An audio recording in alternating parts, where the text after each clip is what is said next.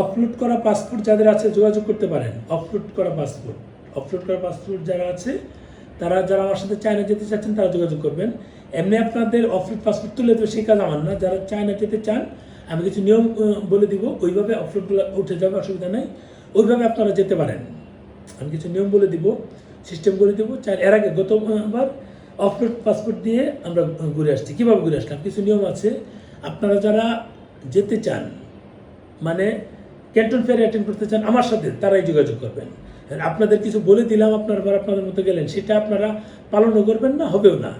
যদি ওই অপলোড উঠিয়ে যেতে চান তাহলে অনেক ভিডিও আছে, সেগুলো দেখে নেবেন। সেগুলো বলে 10-12 মিনিট চলে যাবে।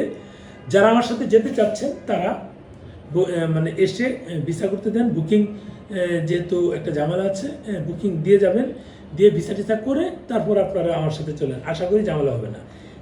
এর আগের বার মানে অক্টোবরের ক্যান্টন ফেয়ারে কিন্তু অনেকেই অফলোড পাসপোর্ট অথবা এই চায়না গঞ্জ থেকে অনেককেই ফেরত দিয়েছে, অথবা আপনার ধরেন ঢাকা এয়ারপোর্ট থেকে মানে যে কোনো কারণে যেতে পারেনি বা যে কোনো একটা ঝামেলা হয়েছে, তাদেরকে বলবো যে আপনারা এই মানে আমাদের সাথে যোগাযোগ করে চায়না ক্যান্টন ফেয়ার থেকে ঘুরে আসেন।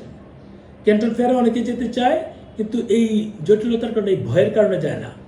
আমি বলবো যে চায়না থেকে ফেরত আসছেন তারাও আসতে পারেন, যোগাযোগ করেন, এবং যারা অফলোড পাসপোর্ট খেয়েছেন তারাও যোগাযোগ করতে পারেন। আমি আপনাদেরকে সহায়তা করবো, সাপোর্ট দেবো যতটুকু সম্ভব। গতবার যেহেতু গিয়েছে, এবার আশা করি ওই সিস্টেমে যেতে পারবে।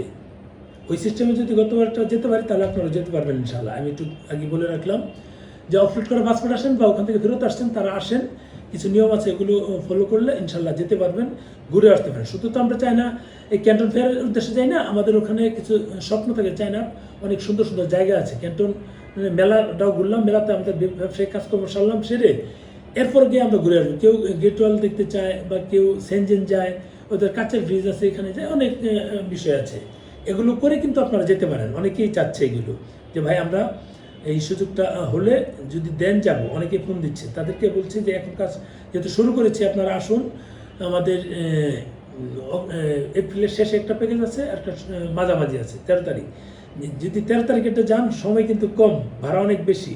সেটা আমাদের 30,000 টাকার প্যাকেজ, আর বিমান ভাড়া যাই হয় সেটা আপনাদের দিতে হবে। এই হচ্ছে বিষয়।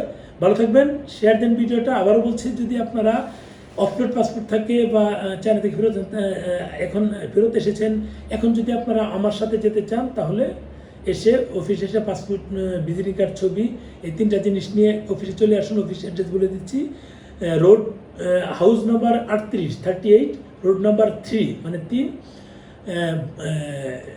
বনশ্রী ডি ব্লক বনশ্রী আবাসিক এলাকা, ঢাকা। এখানে এসে আপনাদের কাগজপত্র দিয়ে বুকিং কনফার্ম করে যান, ইনশাল্লাহ আমরা যেতে পারবো।